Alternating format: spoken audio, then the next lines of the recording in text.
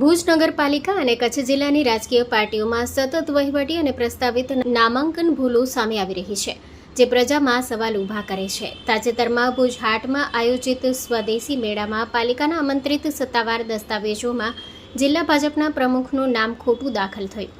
દેવજીભાઈના બદલે દેવરાજભાઈ દર્શાવવામાં આવ્યા.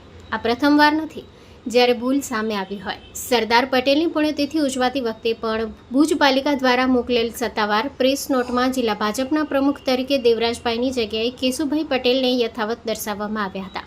રાજકીય પક્ષો પણ આવી ભૂલોમાં પાંજરિયા પડ્યા છે.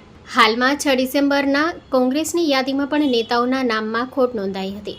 ભૂલોના આ મામલાઓ સામાન્ય માનવી માટે નાની લાગી શકે, પરંતુ મોટા રાજકીય અને વહીવટી સંસ્થાઓમાં આવી ખામીઓ સામે આવતા પ્રજામાં વહીવટની પારદર્શિતા અને કાર્યક્ષમતા અંગે પ્રશ્નો ઊભા થાય છે.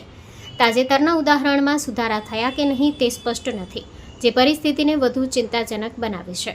આ ઘટનાએ દર્શાવ્યું કે વહીવટ અને રાજકીય સંસ્થાઓમાં નામાંકન અને હોદ્દાની સાચવણી માટે વધારે સાવધાનીની જરૂર છે, નહીં તો પ્રજા અને નાગરિકો માટે વિશ્વાસ ઘટી શકે છે. Story report by Karan Vaghela, Bhuj.